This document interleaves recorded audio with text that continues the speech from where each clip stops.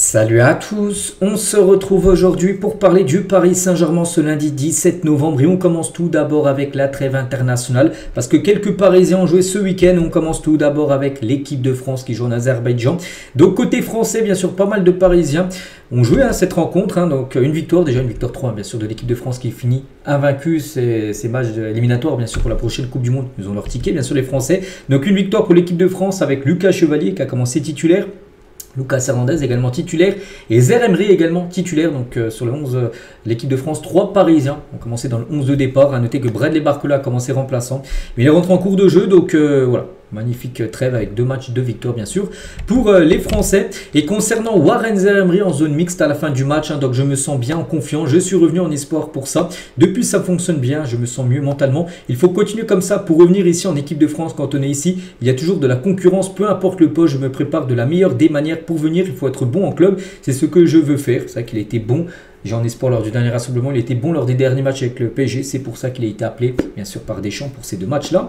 On a su faire le travail, c'est compliqué quand tu sais que tu es déjà qualifié, bien sûr, parce que tu as peut-être moins d'envie, en gros, moins motivé. Mais on est l'équipe de France, on doit gagner tous les matchs, à montrer un bon visage, on a des valeurs à représenter et je pense qu'on l'a bien fait en remportant ce match en Azerbaïdjan. Et la saison est encore longue, c'est compliqué, il y a un bon groupe, de très bons joueurs, et il faut continuer dans ce sens et faire de mieux, même mieux.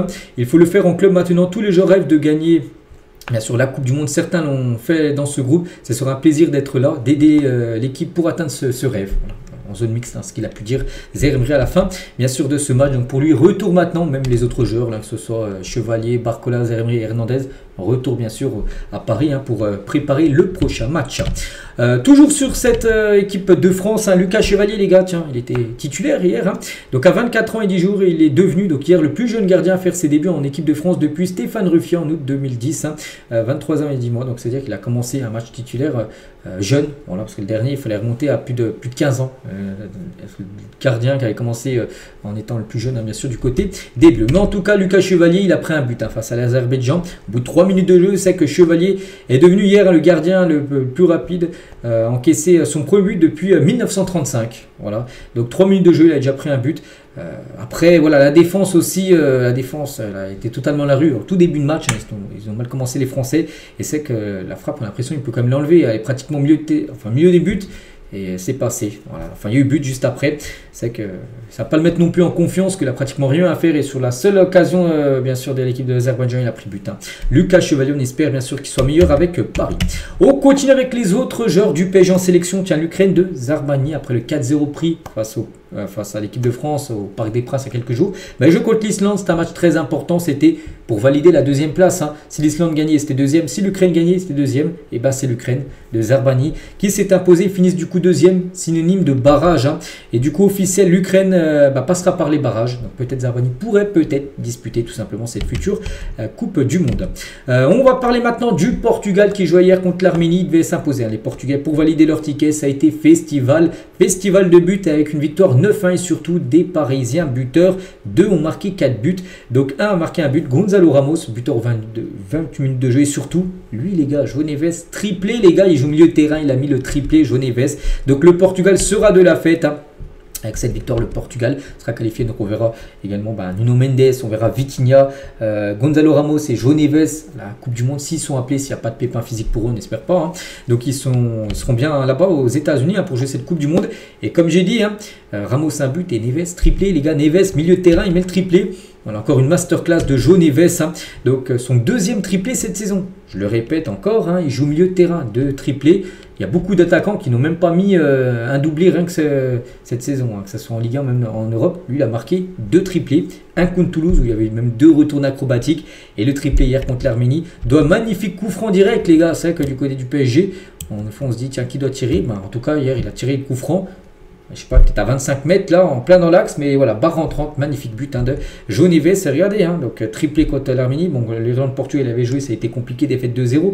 Lyon contre le PSG, il marque de la tête, le but victorieux. Le match d'avant contre le Bayern, défaite 2-1, mais c'est lui qui marque. On a l'impression que c'est des stats d'attaquants, non, il joue un milieu de terrain sur les 4 derniers matchs, si on prend les 2 matchs du Portugal, il a marqué 5 buts.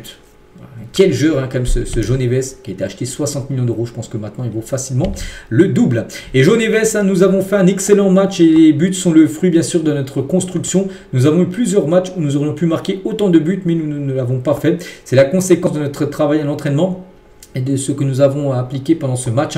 Je joue toujours de la même manière, du début à la fin. Ce qui compte, ce n'est pas le résultat, mais la manière dont nous jouons. Nous travaillons très bien et nous mettons parfaitement en pratique ce que nous avons travaillé, bien sûr, à l'entraînement. Et c'était un match spécial, vu son importance, porter le maillot de Zébio. Et puis mes premiers buts, mon premier triplé en sélection, c'est toujours un souvenir, bien sûr, impérissable. Et la hiérarchie des tireurs de coups francs, il a dit sur le deuxième coup franc, ce n'est pas moi qui l'ai tiré, c'est celui qui est le plus à l'aise. Nous avons des joueurs très doués pour ça. Je suis juste un parmi d'autres, et tant mieux que Ronaldo n'était pas là, parce que Ronaldo, on pense qu'il aurait été là, il aurait tiré le coup franc. Il n'aurait certainement pas mis, parce que Ronaldo ne marque plus du tout de coup franc. En tout cas, voilà, Ronaldo n'est pas là, João Neves le prend et lui le met au fond. Donc félicitations à lui aussi. Gonzalo Ramos qui est en zone mixte également, buteur, Ramos aussi. Aujourd'hui, il fallait absolument gagner. Nous étions clairement supérieurs, nous l'avons démontré sur le terrain. Oui, victoire 9-1. Le dernier match n'était pas très bon contre l'Irlande, mais aujourd'hui, nous avions l'opportunité de nous qualifier pour la Coupe du Monde. Il y a des jours où la chance ne nous sourit pas. Aujourd'hui, nous nous sommes créés plus d'occasions que lors du dernier match. Quelles sont vos aspirations pour la Coupe du Monde? Donc il a dit dans toutes les compétitions auxquelles nous participons, nous sommes favoris, mais il faut y aller étape par étape. Nous avons encore des matchs de préparation en mars et toute la saison devant nous. Aimeriez-vous passer plus de temps avec l'équipe nationale? Il a dit tout le monde contribue, je ne suis qu'un élément parmi d'autres. Tout le monde aimerait passer plus de temps avec l'équipe. Donc voilà le message de Gonzalo Ramos. Et du coup, fin de trêve, voilà pour pas mal de joueurs. Pour Safonov, les gars, avec la Russie, il a joué seulement un match, c'était contre le Pérou. Un partout, en plus il a été fautif sur le but concédé, il n'avait pas gaulé le deuxième match. Zarbani, donc avec la victoire hier par les barrages, ils vont passer par les barrages, donc fin de trêve. Neves, Vitinha, Ramos, Zeremri, Barcola, Hernandez et Chevalier, c'est bien, aucun s'est blessé, pas de blessure, là ils sont tous de retour à Paris.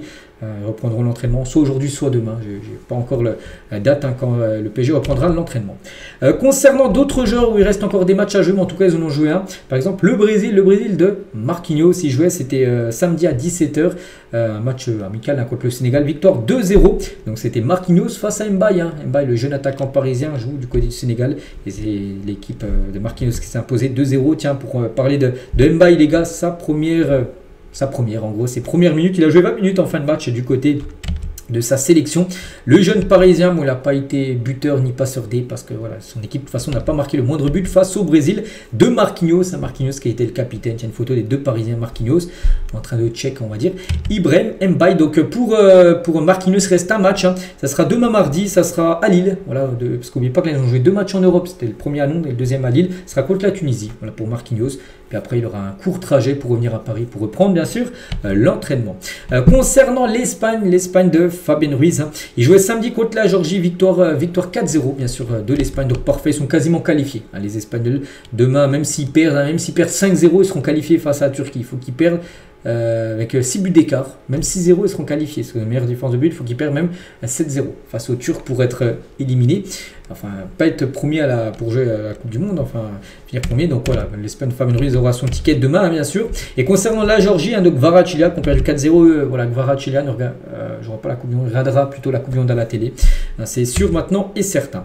Voilà ce qu'il y a à dire sur cette trêve internationale. Même petit rappel aussi, le PSG revient là très prochainement, bien sûr, parce que la trêve, ça se finit demain, c'est du 10 au 18, donc le 18 c'est demain mardi. Donc prochain match, en tout cas pour le PSG, c'est le 22, c'est samedi, là, samedi en fin de semaine. Donc réception au Parc des Princes du Havre et ensuite réception le 26 de l'équipe de Tottenham dans 9 jours. Après il y aura Monaco au Stade Louis II, le dernier match bien sûr du mois de novembre. Des nouvelles qui viennent d'Achraf Hakimi, les gars. Hakimi en rouge et bleu sur Instagram. On sera de retour plus tôt que prévu. On espère, voilà, parce qu'actuellement, il est dans les installations, certainement de Paris, bien sûr, pour se rétablir de sa blessure qu'il avait eue lors du match face au Bayern. Donc l'objectif, bien sûr, essayer de jouer la CAN, on espère pour lui que ça sera bon. Donc elle commence dans 1 mois et 4 jours la CAN, on est le 17 novembre, ça commence le 21 décembre prochain. En plus le Maroc, sa sélection joue le match d'ouverture vu que c'est le pays organisateur.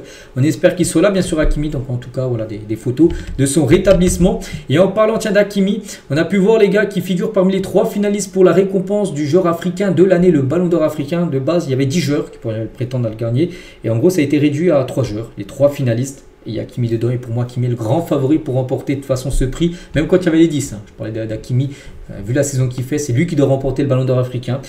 Et là, on en voit encore un peu plus près, hein, parce que maintenant, il n'y en a plus que 3. Donc, voilà, et même d'après Foot Mercato, pour eux, voilà, Achraf Hakimi devrait bien remporter voilà, cette première grande distinction individuelle, symbole d'un talent exceptionnel. Voilà non, la cérémonie s'après-demain, donc mercredi. Et il y a des chances, bien sûr, qu'Hakimi remporte, bien sûr, ce prix. Donc, voilà, les gars, ce qu'il y a à dire aujourd'hui. J'espère que ça vous a plu. On se retrouve, nous demain, bien sûr, hein, demain mardi, pour le prochain numéro. À demain.